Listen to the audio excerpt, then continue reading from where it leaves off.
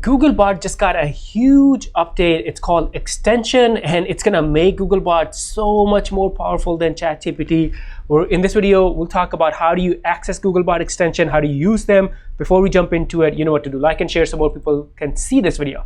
All right, step number one, go to bard.google.com. That is the URL. Here you go, bard.google.com.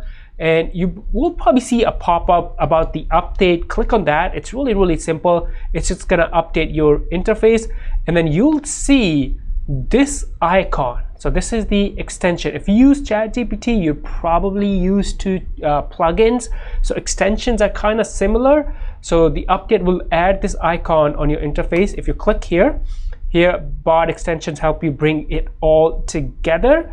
And then here are different extensions: Google Flights, Google Hotels, Google Maps, YouTube, Google Workspace. So what this means is when you use Google Bard, you can access these different tools. So YouTube, and then this is the most powerful. What this means is from Google Bard, you can talk to your Gmail, your Drive, and your documents. Yes, your personal information. So everything you do inside Google Bard will be personalized for you.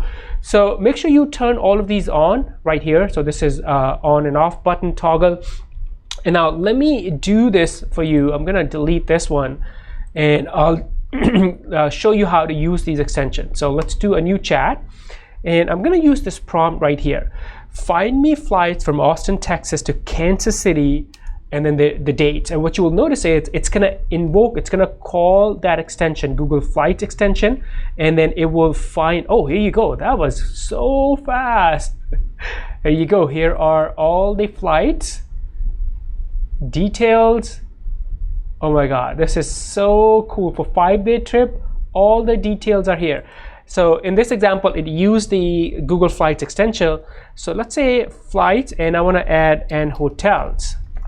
So find me flights and hotels, and now it's gonna call two extensions, the flight extension, and then also call the hotel. Look at this. So it's also calling the hotel extension. So I don't have to go to Google or other search engines. Let's see right here. And now if I scroll down, here is the hotel information. See how cool this is. And all the flight information, the pricing, everything is here, right? The other thing you want to notice is another way to call out the extension is it does it automatically, but if you enter the @ symbol, here you go, you can also add whichever extension you want to use with your prompt by using the @ symbol. So very powerful.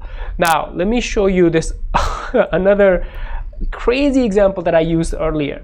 So if you use the prompt something like this, what are the last 10 emails I received in my inbox? So in this case, it's using the Google Workspace extension, but look at this.